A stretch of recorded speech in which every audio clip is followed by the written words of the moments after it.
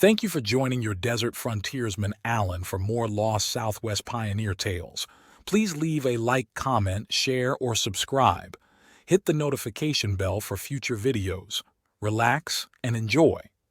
The early 1800s, as America pushed westward, a remarkable cast of characters carved out new paths across the continent. But few left a legacy as profound and as overlooked as Ewing Young. This is the story of a man who helped shape the American Southwest, one dangerous expedition at a time. The year was 1822, and a young man of 28 stood at the edge of what would become known as the Santa Fe Trail. At 6 feet 2 inches tall, Ewing Young cut an impressive figure among the rough-and-ready frontiersmen of his day. Though ordinarily quiet, those who knew him spoke of a man with a hot temper and a fearless streak that would serve him well in the dangerous territories ahead. His contemporaries would come to know him as a shrewd trader, sometimes described as devious, but always recognized for his remarkable ability to lead men through the most challenging circumstances. Young had arrived with William Becknell's pioneering second expedition, part of the first wagon train to traverse the Santa Fe Trail. But this was just the beginning of a journey that would see him master multiple frontier professions: trapping, trading, farming, milling, and droving. Young wasn't content to simply survive on the frontier. He was determined to prosper. Picture Taos in the 1820s, an adobe pueblo nestled on a broad plain with the majestic Sangre de Cristo Mountains rising to the east and the Rio Grande Canyon cutting through the landscape to the west.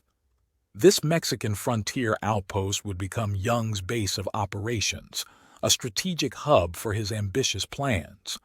The town's position made it ideal, a gateway to the southern Rockies and their beaver-rich streams, with easy access to the legendary trapping grounds of North and South Parks. Taos wasn't just any frontier town. It was the beating heart of the fur trade in the Southwest. While other trappers gathered at annual rendezvous points in the northern territories, Taos operated year-round as an exchange center for furs and supplies. The local brew, known as Taos Lightning, fueled many a deal and tale around evening fires. By 1825, the region was opening up new opportunities for enterprising men like Young, particularly in the virtually untapped Gila River drainage system to the south. The Gila River territory was a land of stark contrasts and hidden riches. In the northern reaches, the White Mountains fed countless streams that reminded trappers of their Rocky Mountain haunts. The Mogollon Rim's tributaries created a network of waterways that promised rich beaver harvests. The political and cultural landscape was equally complex. Mexican authority in the region was more theoretical than practical. Government officials rarely ventured into these remote territories, but their 1824 law banning American trappers was very real, as was their power to confiscate furs and equipment from those they caught. The indigenous presence was even more significant. This was Navajo territory, dominated by various Apache bands who viewed outsiders with deep suspicion and often deadly intent. For most men, these challenges would have been deterrents. For Young, they were opportunities. The very distance from Mexican authorities that made the region dangerous also made it perfect for those willing to operate beyond official oversight. Smuggling routes could be established and profits could be made if you were clever enough to survive. In 1826, Young made his first bold move into the Gila River country, partnering with William Wolfskill to lead an 18-man expedition. The timing was crucial. Several other parties were also pushing into the region. The French company B. Pratt and Company had dispatched multiple groups. Sylvester Pratt led one contingent, while St. Vrain and Williams commanded 20 men, and Miguel Robidoux directed a force of 30 trappers. John Rowland's independent group of 18 men added to the competition for the rich beaver grounds. Young's party included some of the most colorful characters in Western history. Milton Sublette, Just 25 years old and already known as the Thunderbolt of the Rocky Mountains, brought his remarkable skills as a trapper and fighter. Thomas L. Smith, who had been trapping since 1820, would later earn the nickname Peg Leg after a harrowing adventure, but that's a tale for another episode. The success of this first expedition emboldened Young to launch an even more ambitious venture in 1827. Leading a larger party of 30 men, he departed from the copper mines in January. What followed was an epic tale of survival, courage, and determination. The expedition faced repeated battles with Apache warriors, testing Young's leadership abilities to their limits. In one of the most dramatic episodes, his party discovered and rescued survivors from Robidoux' ill-fated expedition, an event that would later be chronicled in James Ohio Patty's famous journal. The party pushed their exploration to new limits, venturing down the lower Colorado River, through the Mojave Valley, and into the Virgin River region. But success attracted attention, and Mexican authorities eventually caught up with them. The expedition ended with their arrest and the confiscation of their furs, though Milton Sublette managed to escape with a portion of their hard-won pelts. This setback led Young to completely reimagine his approach to the fur trade. By 1829, he had developed a bold new strategy. Instead of dealing with the officials in Santa Fe, he would take his furs directly to the California coast, where sea captains paid premium prices for pelts. This wasn't just about avoiding Mexican authorities. It was about opening up entirely new trading opportunities in the San Joaquin Valley. His 1829 to 1831 California expedition marked the peak of his trapping career. Among the 40 men who set out with him was a 19-year-old Kit Carson, who would later become one of the most famous frontiersmen in American history. Young's cunning was on full display as he initially led the party north to throw off any Mexican officials watching their departure, only to turn southwest toward Zuni Pueblo once they were out of sight. The route took them through some of the most challenging territories in the Southwest. They trapped along the Salt River and Verde River, establishing new patterns of exploration that others would follow. Young's leadership abilities were tested repeatedly as they faced encounters with Mexican authorities, various Indian tribes, and even Hudson's Bay Company trappers under Peter Skeen Ogden in the San Joaquin Valley. By 1831, Young had established himself as one of the most successful trappers in the Southwest. He formed a partnership with David Jackson and David Waldo that represented a new phase in the fur trade. Jackson focused on horse and mule acquisition, while Young continued his trapping operations. Their partnership required sophisticated coordination, with Jackson leading advance parties of 10 men, while Young commanded larger groups of up to 36 trappers. Their routes through the copper mines and the Presidio of Tucson would later become important thoroughfares for Western expansion. But the golden age of trapping was coming to an end. By 1834, Young himself admitted that catches were poor. Competition with the Hudson's Bay Company was fierce, beaver populations were declining, and his partnership with Jackson had dissolved. Yet Young's influence extended far beyond the fur trade. His expeditions helped establish and refine important trade routes, including sections of what would become the Old Spanish Trail. The Wolfskill Uint expedition, building on Young's earlier routes, would help create the vital Santa Fe-Los Angeles connection. This commercial artery wound through the Uinta Basin, crossed the Wasatch Range, and followed the Sevier River, becoming a crucial thoroughfare for livestock and trade goods for the next 2 decades. In Taos, Young's presence was part of a larger transformation of the frontier. The trapping community was evolving, with increased Mexican participation and American trappers becoming naturalized citizens. These men often converted to Catholicism and married into local families, creating a unique cultural bridge between American and Mexican societies. The legacy of Young and the Taos trappers extended well beyond their immediate era. They maintained crucial connections to newer trading posts like Bent's Fort, established in 1833. Their knowledge of geography, water sources, and native populations proved invaluable to later settlers. The commercial networks they established would evolve into the foundation of the region's economy. Young's personal evolution from trapper to settler reflected the changing nature of the frontier. His ability to adapt, diversifying his business interests and adjusting to California life, demonstrated the flexibility required to succeed in the West.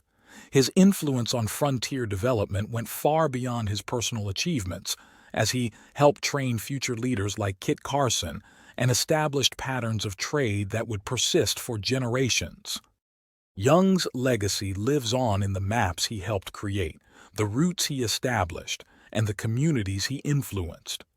His life shows us how the American West was truly won, not just through grand policies and military campaigns, but through the daily courage, determination, and adaptability of individuals willing to risk everything for a chance at success. This has been the story of Ewing Young, a pioneer whose legacy lives on in the trails we travel, the communities we build, and the spirit of adventure that continues to define the American West. The American frontier was dying. The wild lands were being tamed, railroads were stretching their iron fingers across the continent, and the era of cowboys and outlaws was slowly fading into legend. But in this twilight of the Old West, there lived a man who would bridge two worlds, a figure whose life story reads like a dime store novel, yet every word of it is true. This is the tale of Robert W. Bob Lewis, a lawman, rancher, and living testament to the changing American Southwest. In 1866, as the nation was still healing from the Civil War, a child was born in Alabama who would grow up to become one of New Mexico Territory's most remarkable lawmen. At the age of 3, young Bob Lewis's family moved to Comanche County, Texas, where fate would place him in proximity to two brothers whose names would later become infamous, the Ketchums.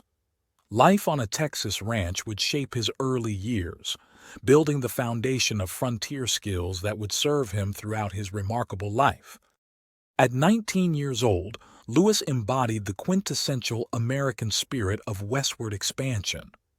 Looking at his life in Texas, he made a decision that would shape his destiny. He would, in his own words, grow up with the country. In 1885, he saddled his horse and pointed its head toward New Mexico Territory, a land that was still wild, still untamed, and desperately in need of men who could help bring order to chaos. The New Mexico that greeted Lewis was a territory in transition. He arrived in Magdalena, a town that had been established just months earlier in the fall of 1884. Located 27 miles west of Socorro, Magdalena was already proving itself vital as the western terminus of the Atchison, Topeka, and Santa Fe Railroad spur. Everything moved through this bustling frontier town: cattle from western New Mexico, sheep from the surrounding regions, and valuable lead and silver ore from the nearby Kelly mining town. It was a place of opportunity, danger, and destiny. Lewis began his New Mexico life as a cowboy at the V-Cross T Ranch near the San Agustin Plains. His natural aptitude for ranching and his strong work ethic soon led him to establish his own ranch operation near the southwest edge of what would later become Catron County.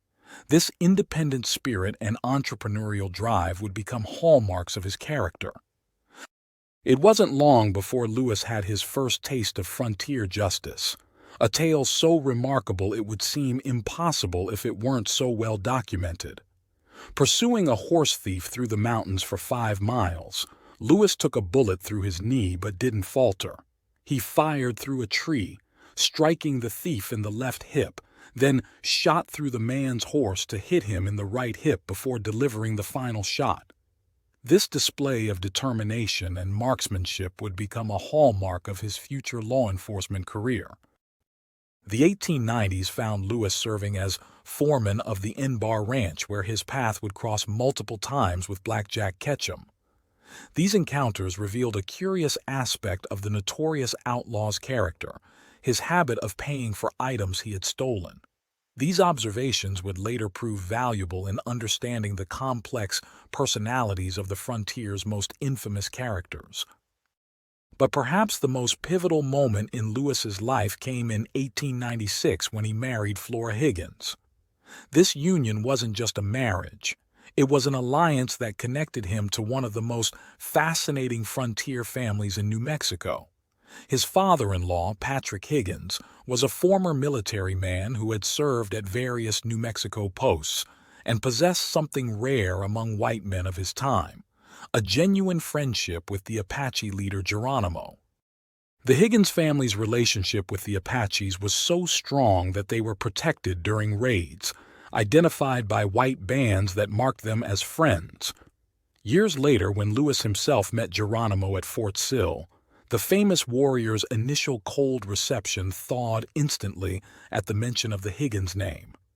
This encounter revealed a different side of the legendary Apache leader, one rarely seen by outsiders, and demonstrated how personal relationships often transcended the broader conflicts of the era. By 1903, Lewis had found his true calling in law enforcement. As chief deputy under Sheriff Leandro Baca in Socorro County, he served as jailer and began building a reputation for effectiveness that would only grow when Governor Miguel A. Otero appointed him sergeant in the New Mexico Territorial Mounted Police in 1905. The Mounted Police, New Mexico's answer to the Texas Rangers, would see Lewis rise to become their second-in-command, earning promotion to lieutenant and establishing himself as a formidable pursuer of outlaws. Lewis cut an imposing figure, standing over 6 feet tall and weighing more than 200 pounds.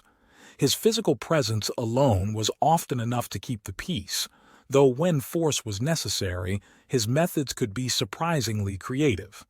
His law enforcement style was marked by practical judgment and a unique approach to justice, as evidenced by numerous memorable incidents throughout his career. As Magdalena's town marshal, he once dealt with a troublesome drunk cowboy, not by drawing on the man directly, but by shooting his horse in the neck, just a graze, sending a clear message about his marksmanship and resolve. Years later, Lewis would admit with characteristic honesty that he'd actually been trying to kill the horse. His legendary accuracy wasn't quite as perfect as everyone believed. Another telling incident occurred when he allowed a prisoner to fight a heckler who had been tormenting him, trusting the prisoner's word that he would return to custody afterward.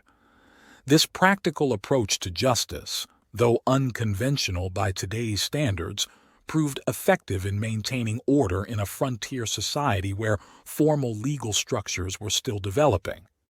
Beyond his law enforcement duties, Lewis became entangled in some of the Southwest's most enduring mysteries. In 1889, he encountered the legendary Adams of the Lost Adams diggings, guiding him to Fort Wingate and protecting him from threats. Lewis witnessed firsthand Adams's fearful behavior, suggesting the truth behind the famous lost mine story was darker than many suspected. Nearly 30 years later, in 1918, Lewis would find what he believed was the fabled location, complete with skeletons and an old cabin. Everything matched the stories except for one crucial detail: the gold was gone. Lewis developed a theory that a wandering sheep herder had found the treasure in the intervening years, adding another layer to one of the Southwest's most famous lost treasure tales. In 1915, Lewis led another historical expedition, the search for Cooney.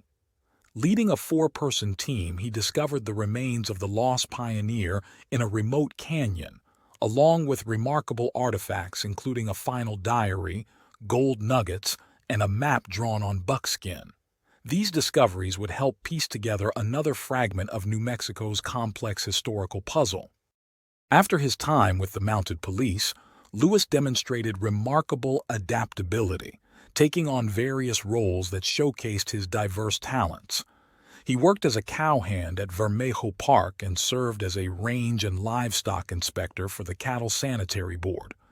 His management abilities led him to positions as diverse as running the Park Hotel in Socorro and managing a CCC camp at Sandia Park. He even tried his hand as a carpenter in Mogollon, all while maintaining periodic service as a Socorro County Deputy Sheriff and Magdalena Town Marshal. His unique perspective on historical figures like Black Jack Ketchum provided invaluable insights into the era's most notorious characters. Having grown up near the Ketchum brothers in Texas and encountered them multiple times in New Mexico, Lewis considered Black Jack cold-blooded and cowardly, while seeing something different in his brother Sam, a hint of bravery and potential goodness that might have manifested under different circumstances. Throughout his career, Lewis witnessed and participated in numerous significant events of New Mexico's territorial period. His experiences ranged from the Fountain murder case to encounters with Billy the Kid, and his observations would later prove invaluable to historians studying this pivotal era. Author Agnes Morley Cleveland would later cite Lewis's contributions to New Mexico history, recognizing him as a crucial source for understanding the territory's development. In his later years, Lewis settled in Magdalena, becoming a living repository of frontier knowledge and experience. In 1949, the Albuquerque Tribune published a 4-part series based on interviews with him, preserving his remarkable stories for future generations. These interviews captured not just the facts of his life, but the spirit of an era, the transition from the Wild West to modern New Mexico. Bob Lewis's life spans one of the most transformative periods in American history. He arrived in New Mexico when it was still very much the Wild West and lived to see it become a modern American state. His story is more than just that of a lawman or a rancher. It's the story of the American frontier itself, of a land and a way of life in transition. From a young man setting out to grow up with the country to a respected elder sharing his memories with newspaper reporters, Bob Lewis embodied the spirit of his era. His legacy lives on in the historical record, helping us understand a time when the American Southwest was still wild, still dangerous, and still full of possibility. Through his experiences as a rancher, lawman, manager, and witness to history, Lewis provided future generations with an invaluable window into a crucial period of American development. His story reminds us that the taming of the frontier wasn't just about famous gunfights and notorious outlaws. It was about the everyday courage, adaptability, and determination of men and women who helped transform a territory into a state and a wilderness into a home. I hope you enjoyed this lost Southwest tale. The American frontier has produced countless remarkable characters, but few stories can match the incredible tale of Charles Owen Brown, a man whose life read like a dime store novel, yet every chapter was drawn from documented history. This is not a story about the Charlie Brown of comic strip fame, but rather an epic saga of survival, adventure, and the building of the American Southwest, a tale that spans nearly 8 decades and embodies the very spirit of frontier America. His first brush with death came during a fateful voyage from New Orleans to Tampico. According to his daughter Josephine's carefully preserved accounts, the ship encountered catastrophic difficulties and went down, leaving young Charlie fighting for his life in the vast expanse of the Gulf of Mexico. For 3 grueling days, he clung to a wooden box, adrift in the open sea. When he finally washed ashore near San Antonio de Sabanito, his worldly possessions had been reduced to nothing more than a shirt collar and a single gold button. Humble beginnings for a man who would later become one of the Southwest's most influential pioneers. But fortune, they say, favors the bold, and young Charlie Brown was nothing if not bold. Local fishermen, moved by the plight of the shipwrecked boy, provided him with a pair of overalls, a simple act of kindness that gave him the dignity to begin again. Then came what seemed like divine intervention.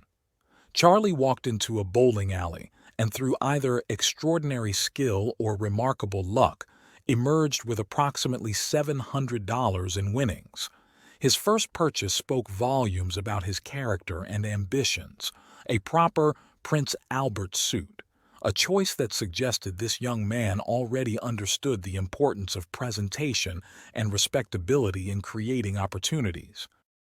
The next chapter of Brown's story took him far from the Gulf Coast, as he deliberately avoided the direct route through Texas, instead traveling through Monterey to reach the West Coast. His destination was the California gold fields of Merced, where he would join the thousands of hopeful prospectors seeking their fortunes. While historians dispute the exact amount, Brown was said to have struck it incredibly rich, finding nearly $1 million in gold. What isn't disputed is what he did next. He returned home to give much of his fortune to his mother, demonstrating a sense of filial duty that would seem at odds with his earlier escape from home. In 1848, at the age of 19, Charlie Brown first arrived in what would become the Arizona Territory, though at the time it was still part of Mexico. This initial visit was brief, but it gave him a taste of the frontier that would eventually become his home. It wasn't until 1858 that he would make Tucson his permanent residence, but the intervening years were far from quiet. They contained some of the darkest chapters of his life, including his notorious involvement with the Glanton Gang. The gang, led by the infamous Captain John Glanton, worked under contract with the Mexican government, hunting Apaches for bounties, $150 per scalp.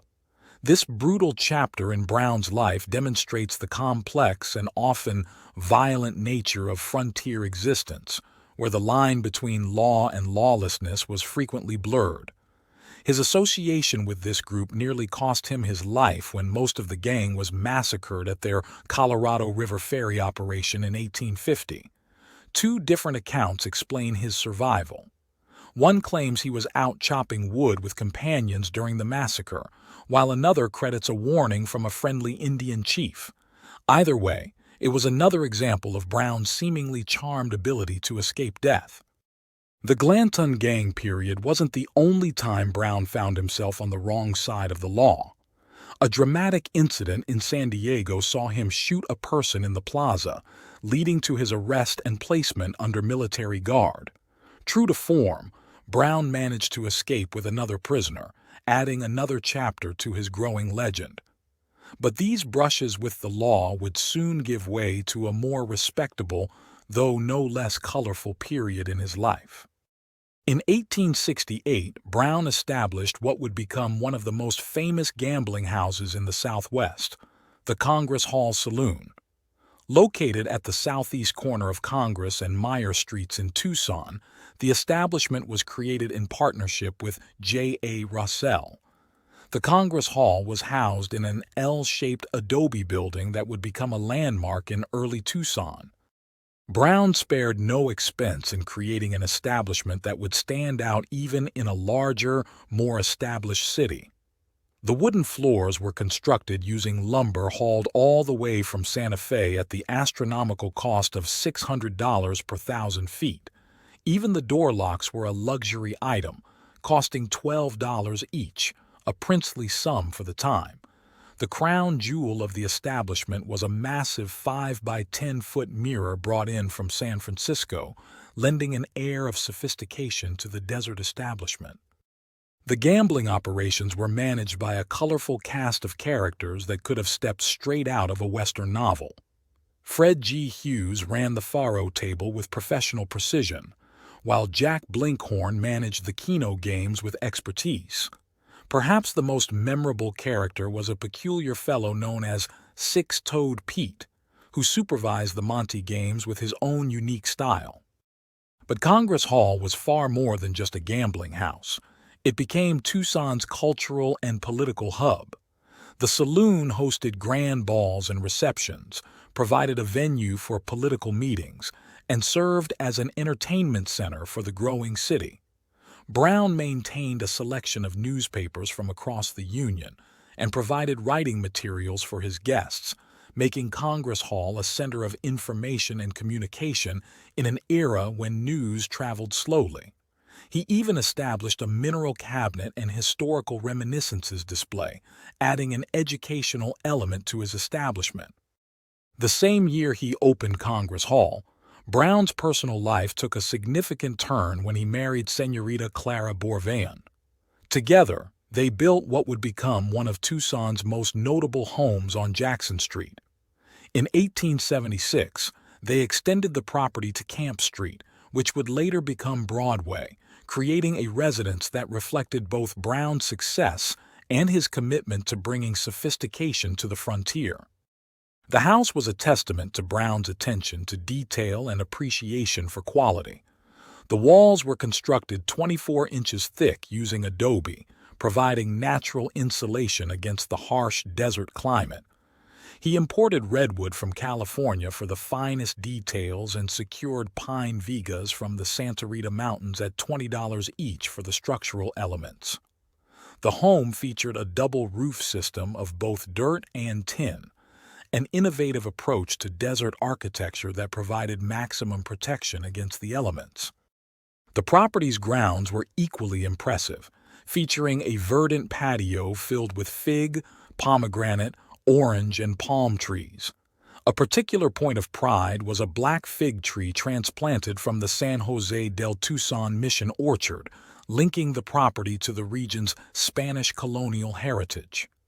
Inside, the house boasted high ceilings with lath and plaster, and modern conveniences that were rare in territorial Arizona, including gas fixtures and proper bathrooms.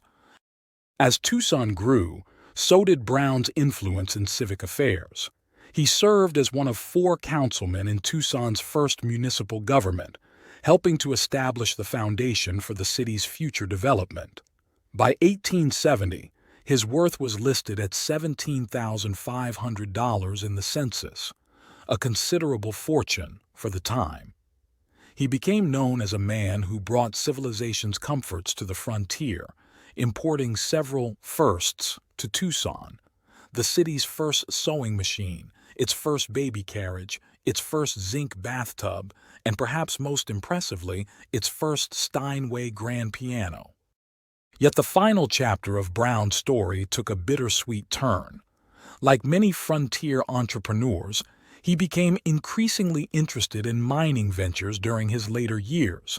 He became particularly obsessed with finding a legendary lost gold mine in the Catalina Mountains, perhaps seeking to recreate his early success in the California gold fields.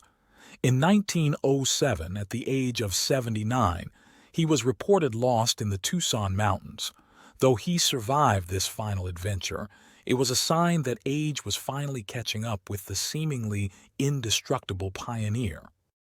When Charles Owen Brown passed away on August 13, 1908, it marked the end of an era. The man who had once possessed a considerable fortune left no property to his name, but his legacy was far richer than mere material wealth. He was survived by his widow, a sister Mrs. James Flynn, a brother Asa Brown, 4 sons, William, Stephen, Owen, and Charles, and a daughter, Mrs. J.J. McTeague, each carrying forward their own piece of his remarkable story. Charlie Brown's physical legacy endured in the very fabric of Tucson. His home was restored to its original design in 1937, preserving the architectural heritage he had helped establish. In 1961, the property was deeded to the Arizona Pioneers Historical Society, and its declaration as a historic site prevented its demolition during Tucson's period of rapid development. Today, the building houses an art gallery, craft shops, and a restaurant, a living monument to one of the Southwest's most remarkable pioneers. From the shores of the Gulf of Mexico to the dusty streets of Tucson, From shipwrecked boy to city father, from scalp hunter to saloon keeper, Charlie Brown's story reminds us that the real history of the American frontier often surpasses the most imaginative fiction. His legacy lives on in the streets, buildings, and stories of the city he helped build, a testament to an era when the American Southwest was still a place where legends could be made, where a person could reinvent themselves multiple times over, and where determination, luck, and sheer force of will could transform a runaway boy into a pioneer whose influence would be felt for generations to come. I hope you enjoyed this Southwest adventure. Welcome to Southwest Desert. I'm your host, Alan, and today we're diving into one of the most fascinating yet often overlooked socialist experiments in American history, the Llano Del Rio colony. This is a story of ambition, idealism, and the relentless pursuit of a utopian dream in the California desert. In 1914, as World War I was erupting across the Atlantic, a very different kind of revolution was taking shape in California's Mojave Desert. Job Harriman, a prominent socialist leader who had grown disillusioned with traditional party politics, decided to take matters into his own hands. After years of disappointment with the Socialist Party's results, Harriman believed that the best way to prove socialism's worth was to demonstrate it in action. His vision was clear: create a community based on collective production and distribution, where the principles of socialism could be practically applied. The search for the perfect location was exhaustive. Harriman and his associates scoured multiple states, evaluating potential sites in Oregon, Nevada, and Arizona before finally settling on the Mojave Desert in California. The chosen location was strategically positioned between Palmdale and Victorville.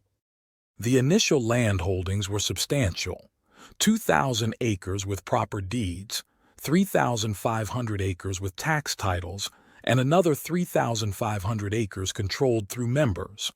The land itself was largely wild, covered with chaparral, sage, and greasewood, dotted with yuccas such as Joshua trees.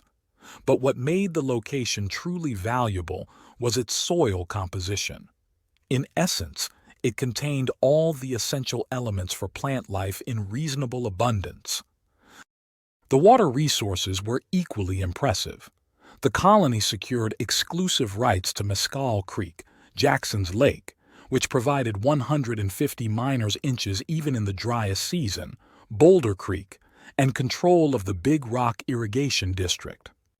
But let's rewind to those humble beginnings in May 1914. Picture this: 5 determined individuals, 4 horses, a single cow, 16 hogs, and just a handful of tools. That's all they had to work with. Yet within 3 years, the transformation would be nothing short of remarkable. By August 1917, the colony had grown to nearly 1,000 members, with 900 people actually living on the property. The colony's agricultural achievements were equally impressive. By 1917, they had 2,000 acres under cultivation, carefully divided among various crops. Housing in the early days was basic but functional, with members residing in tents, adobe houses, and clubhouse rooms. However, the colony had ambitious plans for future housing that reflected both practical needs and social ideals. The designs featured homes built around patios with private gardens, incorporating innovative features like soundproof walls and blank walls facing neighbors for privacy. The industrial infrastructure of Llano Del Rio was remarkably diverse. They established a planing and sash door mill, a steam laundry, and a printing plant that published both the Western Comrade, a 32-page monthly magazine, and the Llano Colonist, a weekly paper, along with various colony pamphlets. Their lime kiln could produce 150 barrels daily, and they had plans for additional facilities including an ice plant, tannery, and shoe factory. The colony's clubhouse was truly the heart of the community. This impressive 50 by 150-foot structure housed multiple facilities: rooms for single men, the commissary department, kitchen and dining room, barber shop, printing plant, and library. Alongside this stood the office building, which housed both the colony offices and the Llano post office. Social life in the colony was rich and varied. Saturday nights were reserved for dances, while Tuesday nights featured special dances for children aged 6 to 15, where they learned not just dancing but social etiquette as well. Sunday evenings were dedicated to entertainment, featuring talks, lectures, readings, recitations, home talent plays, and musical performances. Sports and games played a major role in colony life, with facilities for football, baseball, basketball, and tennis, as well as indoor activities like pool, billiards, checkers, dominoes, and chess. The colony also hosted a women's reading circle and an Esperanto club, with plans for additional recreational facilities including tennis courts, running tracks, football grounds, baseball diamonds, golf links, and children's playgrounds. The educational system at Llano Del Rio was particularly innovative, operating two distinct schools. The traditional school enrolled 125 pupils from kindergarten through second-year high school, following the county course of study and receiving state and county support. The community had even voted a $5,000 bond for a new schoolhouse. But perhaps more interesting was the industrial school located at the junior colony. This school operated independently of county and state requirements, focusing on practical education with a practice-before-theory approach. Students studied soil chemistry, botany, horticulture, agriculture, and biology through hands-on learning. Most remarkably, the school implemented a self-government system where students created their own laws and conducted their own trials. The colony's organizational structure was carefully planned to balance democratic principles with efficient management. Incorporated under Nevada laws with 2 million shares at $1 par value, it was managed by a 9-member board of directors who appointed a superintendent, who in turn appointed department heads. The membership requirements were substantial. Newcomers had to purchase 2,000 shares worth $2,000 total, half paid in cash and half in labor. Workers earned $4 daily, with $1 deducted daily toward their labor payment. While they could purchase food and clothing from the company store, they were limited to $75 in annual cash withdrawals. Each member received 2 weeks of annual vacation. The demographics of the colony provide fascinating insights into who was drawn to this socialist experiment. About 25% were Californians, with 60 to 70% coming from west of the Rocky Mountains, and the remainder from the South, Middle West, and East.